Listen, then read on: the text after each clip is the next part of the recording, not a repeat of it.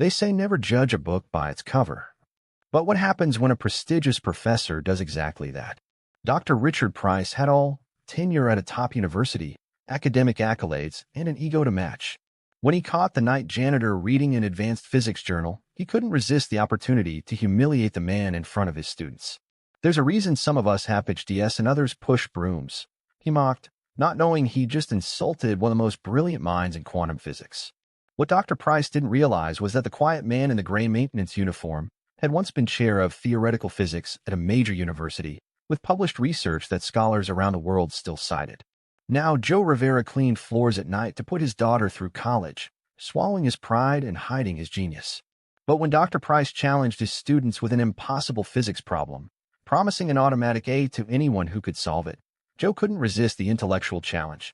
The solution he anonymously slid under the professor's door would start a chain of events that neither man expected, a high-stakes battle of intellect and integrity that would ultimately reveal who was truly the teacher and who had the most to learn. Sometimes, the most powerful lessons come from the people we least expect to be our teachers. The prestigious halls of Westlake University's physics department gleamed under the fluorescent lights as night descended upon the campus. Most professors and students had long gone home, but Dr. Richard Price remained in his office, surrounded by stacks of research papers and half-empty coffee cups. At 52, Dr. Price was the department's most decorated professor, a fact he never let anyone forget. His salt and pepper hair was always meticulously styled, his tweed jackets bore the subtle insignia of elite academic societies, and his voice carried the unmistakable tone of someone who believed themselves intellectually superior to everyone around them. "Another batch of disappointments," he muttered, tossing aside a stack of undergraduate papers. He glanced at his watch, 8:30 p.m., and decided to call it a night. As he walked down the corridor, he noticed light spilling from one of the lecture halls. Irritated that someone might be using his teaching space without permission, Dr. Price pushed the door open abruptly. "This room should be locked after 7. He stopped mid-sentence. A man in a gray maintenance uniform was sitting at one of the student desks, deeply engrossed in what appeared to be an academic journal. The janitor looked up, startled. "I'm sorry, Dr. Price," the man said quietly, starting to gather his things. "I was just taking my break. I'll get back to work right away." Dr. Price narrowed his eyes, recognizing the man as Joe Rivera, one of the evening custodians. Joe was 45, with kind eyes and calloused hands that had seen years of hard work. Unlike the professor's crisp enunciation, Joe spoke with a slight accent that hinted at his Colombian heritage. Price's gaze fell on the journal in Joe's hands. "Is that the International Journal of Theoretical Physics?" he asked, unable to mask his surprise. Joe nodded, a flicker of enthusiasm crossing his face. "Yes, sir. There's a fascinating article about quantum entanglement that I was." "You're reading about quantum entanglement?" Dr. Price interrupted, his voice dripping with disbelief. He chuckled, the sound echoing coldly in the empty classroom. "And I suppose you understand it too?" Joe hesitated, his smile fading. "I try to, sir. Physics has always been a passion of mine." Dr. Price's chuckle evolved into a full laugh. "A passion? That's quaint."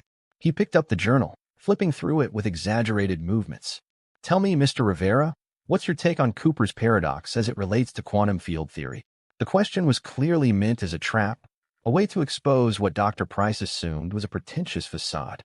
Several students lingering in the hallway had stopped to watch the interaction, drawn by the professor's loud, mocking tone. Joe straightened his posture slightly. "Well, Cooper's approach to reconciling quantum field inconsistencies has merit, but I've always thought his boundary conditions were too restrictive. The mathematics breaks down at extreme energy levels." The smile vanished from Dr. Price's face, replaced by a flash of surprise that quickly hardened into dismissal. "You've memorized that from somewhere," he accused. "Or perhaps you misunderstood the question." Joe opened his mouth to respond but was cut off. "This," Dr. Price held up the journal, addressing the small crowd of students that had gathered, "is why academic standards matter. Everyone thinks they can be a physicist these days. Watch YouTube videos, read a few pop science books, and suddenly they're experts." His laughter was joined by uncomfortable chuckles from a few students. "Sir, I didn't mean to," Joe began. No, I understand," Dr. Price continued, his voice patronizing. "It must be fascinating to glimpse into a world you'll never be part of. Like a child looking at pictures of Mars. He tossed the journal back onto the desk. But let's not confuse interest with comprehension. There's a reason some of us have PhDs and others, well, push brooms. The silence that followed was deafening. Joe's face remained composed, but something in his eyes dimmed as he carefully closed the journal. "You're right, Dr. Price," he said quietly. "I should get back to work. These floors won't clean themselves." As Joe gathered his things, Dr. Price turned to the students. "Let this be a lesson in intellectual honesty. Pretending to understand complex theories you haven't studied is worse than ignorance. It's dangerous. In science, we respect the boundaries of knowledge."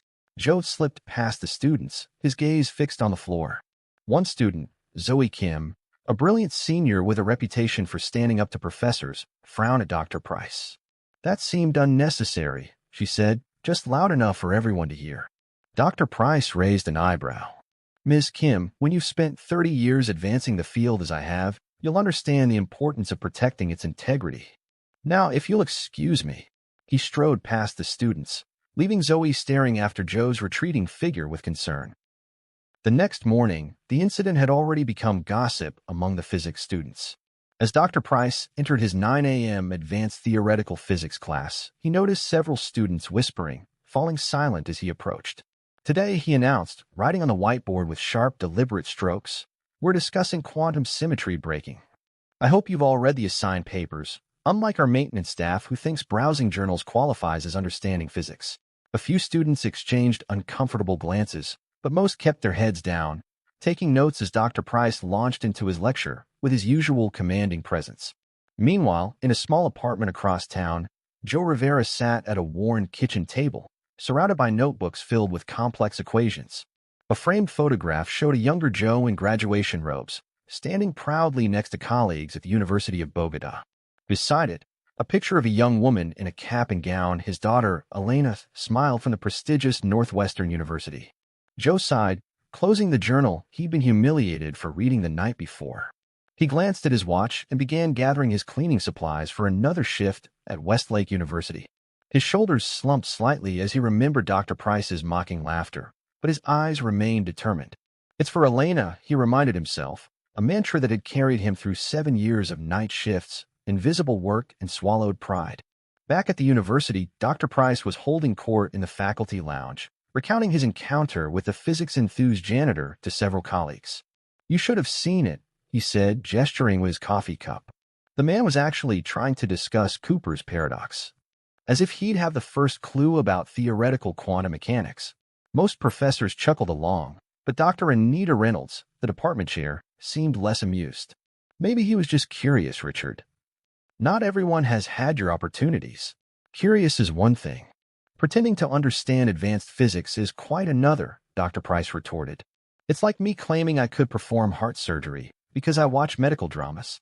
As the conversation continued, Dr. Price failed to notice Professor Reynolds watching him with a thoughtful expression. That evening, as Joe mopped the floors of the science building, he passed by Dr. Price's classroom where a study group had gathered. The door was ajar. He could hear the students inside discussing a problem that had been assigned to them. "It's impossible," one student was saying. "Dr. Price said anyone who solves it gets an automatic A for the semester, but I think he knows no one can." "That's the point," another voice responded.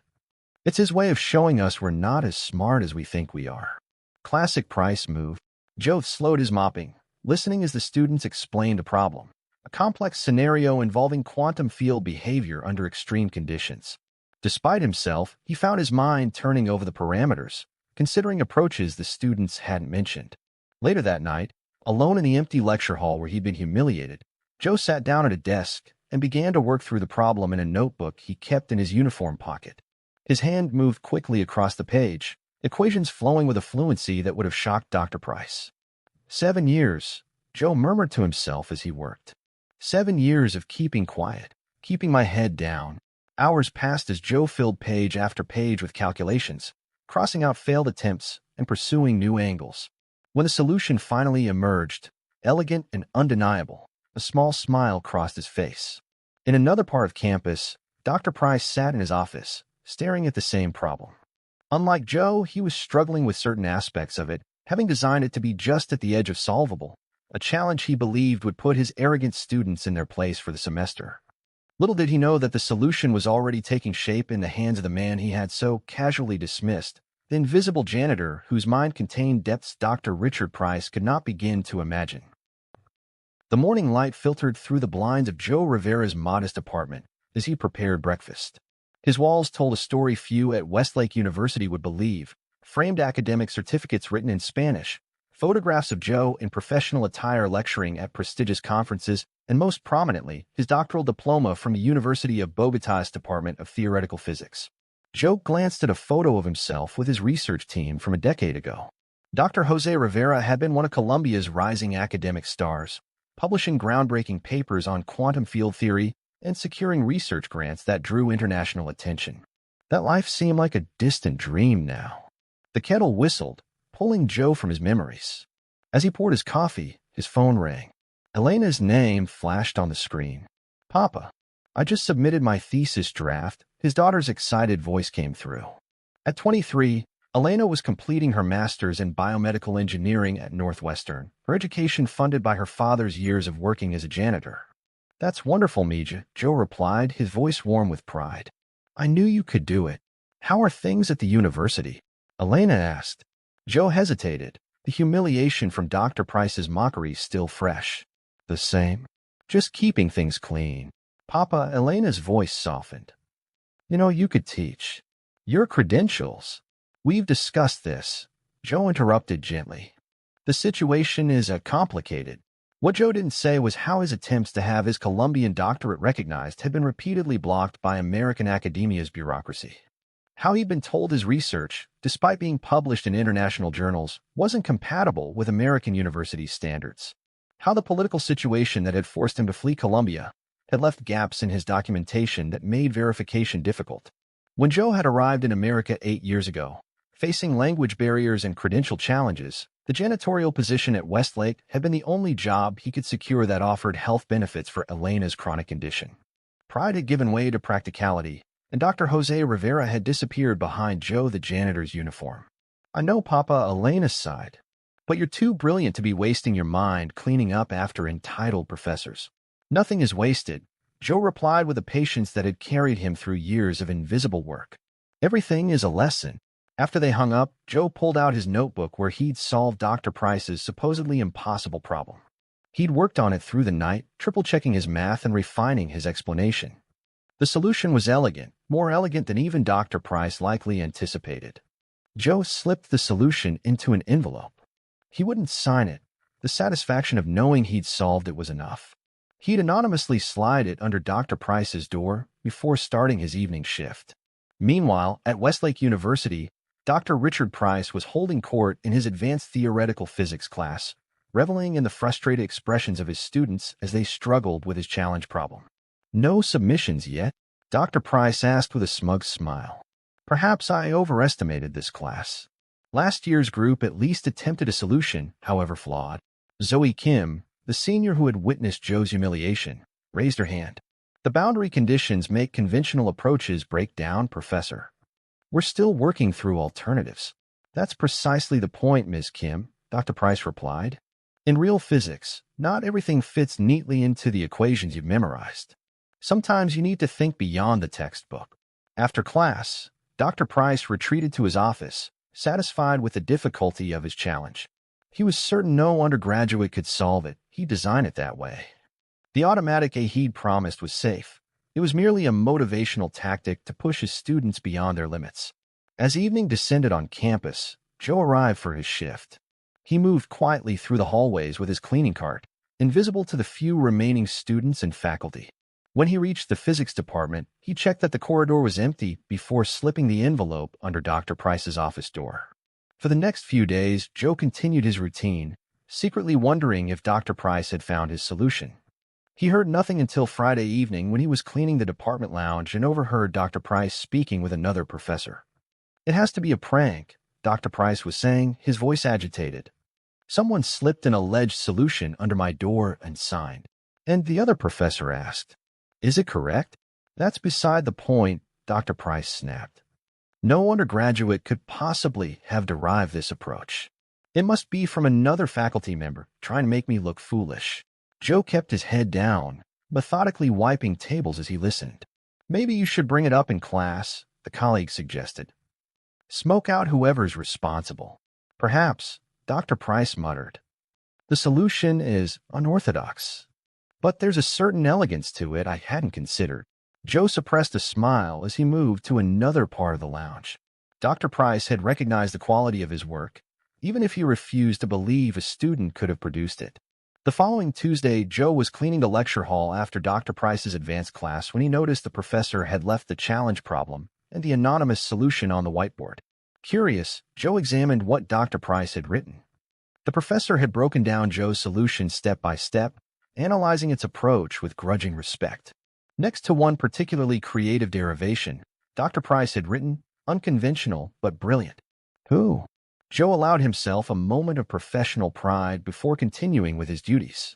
For the first time in years, his work, his real work, had been acknowledged, even if Dr. Price had no idea whose mind had produced it. That pride was short-lived.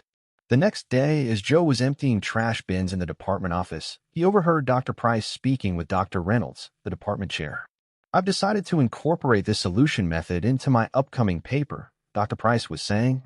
Since no one has claimed authorship, it's fair game. Are you certain that's ethical, Richard? Dr. Reynolds asked. Someone went to considerable trouble to solve your challenge. I created the problem, Dr. Price replied dismissively. This anonymous contributor merely found one possible approach. Besides, I've refined and expanded it significantly. Joe froze, his hands still on the trash bin. Dr. Price was planning to steal his work.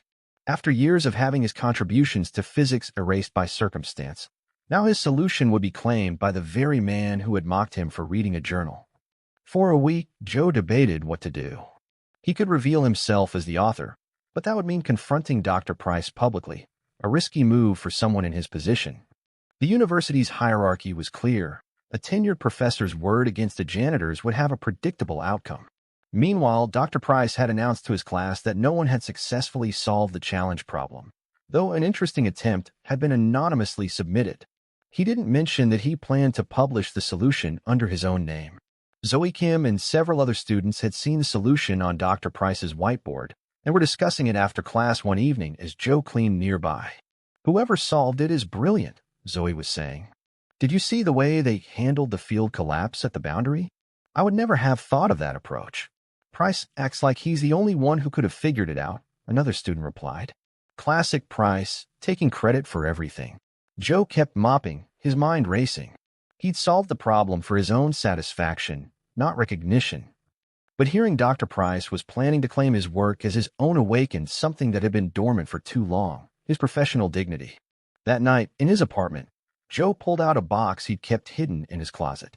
Inside was a folder containing his published papers from his life in Columbia, his research notes, and most importantly, a letter from the International Physics Institute acknowledging his contributions to quantum field theory, the very subject of Dr. Price's challenge problem. Joe had come to America seeking safety and opportunity for his daughter. He'd accepted invisibility as the cost of those goals. But now, with Elena's education secure and his work about to be stolen, perhaps it was time for Dr. Jose Rivera to reemerge. The next morning, Joe did something he hadn't done in 7 years. He visited Westlake University's library during daylight hours, not as a janitor, but as a researcher. He spent hours reviewing current literature on quantum field theory, making notes and reconnecting with a field he'd never truly left. What he discovered both excited and troubled him. The approach he'd used to solve Dr. Price's problem wasn't just elegant, it had implications for several open questions in the field. If published, it could advance research significantly.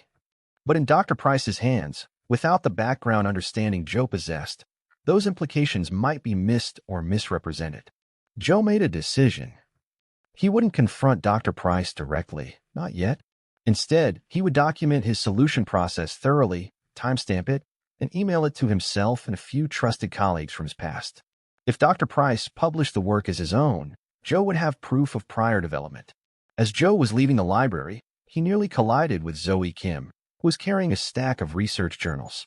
"Oh, you're the janitor from the other night," she said, recognizing him. The one Dr. Price was so rude to. "Just Joe," he replied with a humble smile.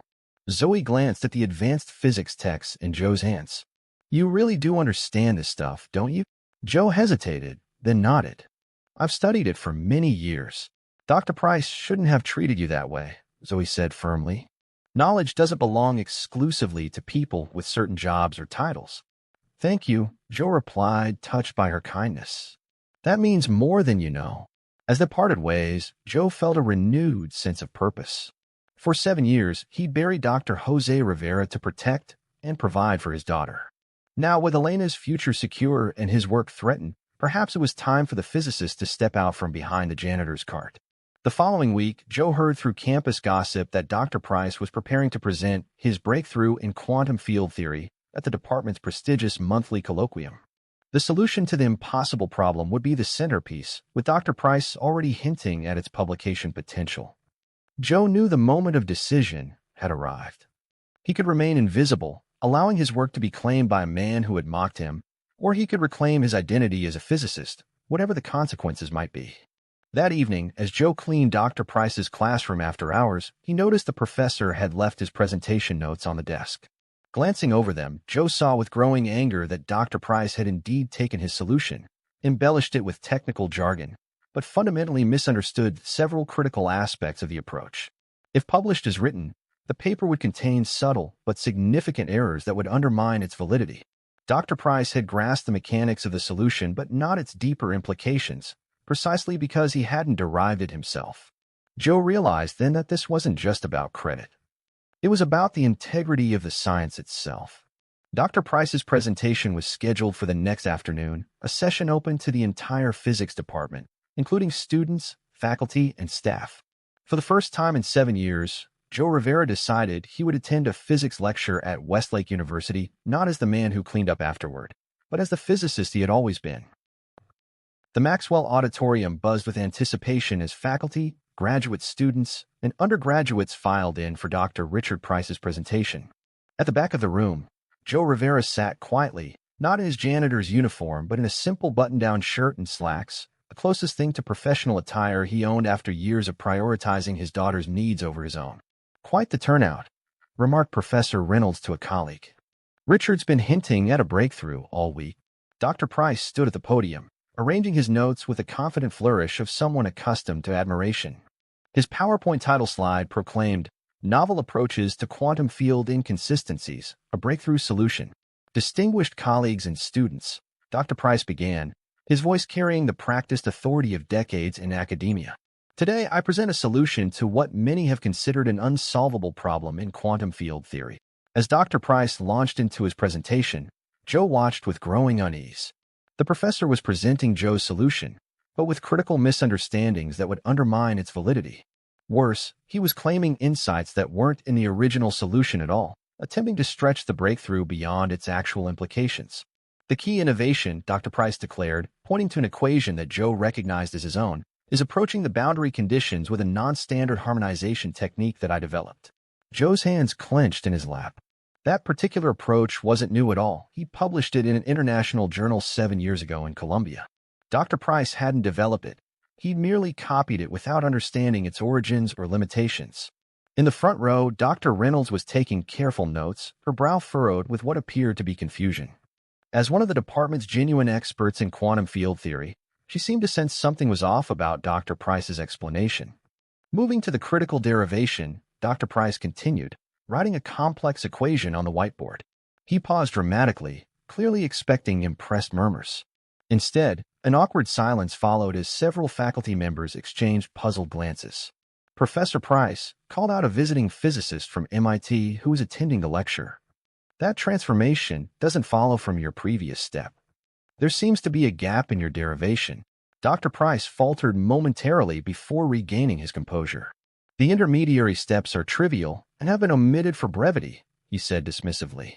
But without them, the proof doesn't hold, the visitor persisted. The boundary conditions you established earlier would collapse under the transformation you're suggesting. Dr. Price's confident smile tightened. He hadn't anticipated being questioned on technical details he himself didn't fully understand since he hadn't actually solved the problem. Perhaps I can clarify with an example, Dr. Price offered, turning to another slide. But as he began working through the mathematics, his explanation became increasingly convoluted, contradicting his earlier statements. Graduate students began whispering among themselves. Dr. Reynolds leaned forward, her expression troubled. The visiting physicist looked unconvinced. "I'm afraid that doesn't address the fundamental inconsistency," the visitor said. "Your approach requires the quantum field to behave in contradictory ways at different boundaries." Dr. Price's face reddened. "I assure you the mathematics is sound," he insisted, though his voice had lost its authoritative edge. "If we considered the secondary implications." As Dr. Price floundered, attempting to defend work he hadn't created, Joe found himself at a crossroads. He could remain silent, watching as bad science was presented to a room full of students and researchers, or he could speak up, knowing it might cost him his job and anonymity. The physicist won over the janitor. "There's a simpler explanation," Joe said, his voice quiet but clear as he stood up from his seat at the back. All heads turned. Dr. Price squinted, trying to identify who had spoken. "The janitor," someone whispered loudly enough for everyone to hear. Dr. Price's expression shifted from confusion to recognition to alarm. "Mr. Rivera, this is a scientific presentation. Perhaps you're in the wrong room." "I'm exactly where I should be," Joe replied, walking calmly down the center aisle toward the front. "And I can resolve the contradiction in your proof." Murmurs rippled through the audience. Dr. Reynolds straightened in her seat, watching intently. "This is preposterous," Dr. Price sputtered. "Security. Let him speak," the visiting physicist interjected, curiosity overriding protocol. Joe reached the whiteboard and picked up a marker. "May I?" he asked the visitor, who nodded. With steady hands, Joe began writing, his equations flowing with the confidence of someone who had lived and breathed this material for decades. "The error occurs in the third step," he explained, his voice finding its professor's cadence after years of disuse. "The field doesn't behave contradictorily if we account for the quantum barrier effect at the boundary interface." The room fell silent as Joe worked, his derivation elegant and precise. Even those who couldn't follow the high-level mathematics could sense they were witnessing something extraordinary. That solves it perfectly," the visiting physicist murmured in astonishment. Dr. Price stood frozen, his presentation forgotten as Joe completed the proof, the very proof Price had claimed as his own work. "This approach," Joe concluded, "preserves the integrity of the field across all boundaries while resolving the apparent paradox." "Who are you really?" Dr. Reynolds asked, rising from her seat. Joe turned to face the audience, 7 years of invisibility falling away. "My name is Dr. Jose Rivera. I held the chair of theoretical physics at the University of Bogota before political circumstances forced me to leave Colombia. And this solution," he gestured to the board, "was what I submitted anonymously to Dr. Price's challenge 3 weeks ago." The revelation hit the room like a thunderclap. Dr. Price's face drained of color.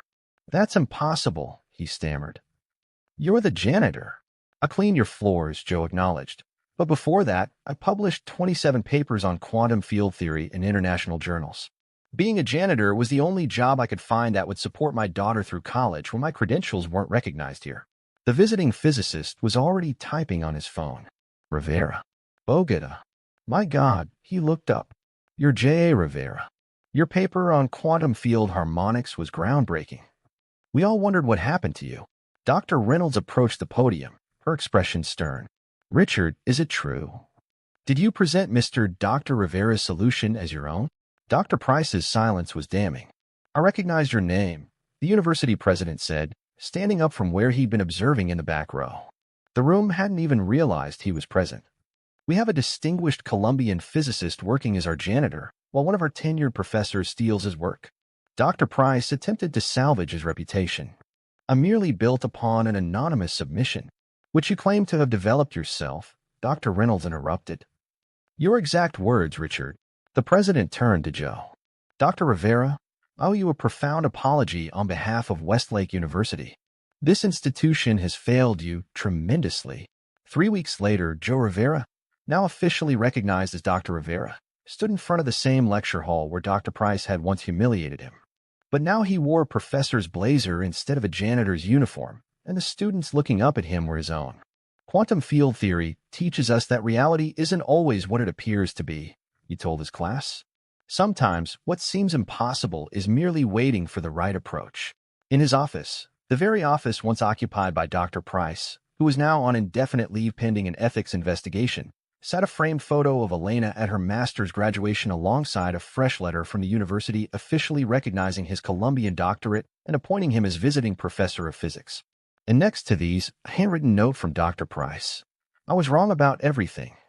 I'm sorry. The janitor who had been invisible for 7 years had finally been seen, not just as a human being worthy of dignity, but as the brilliant mind he had always been.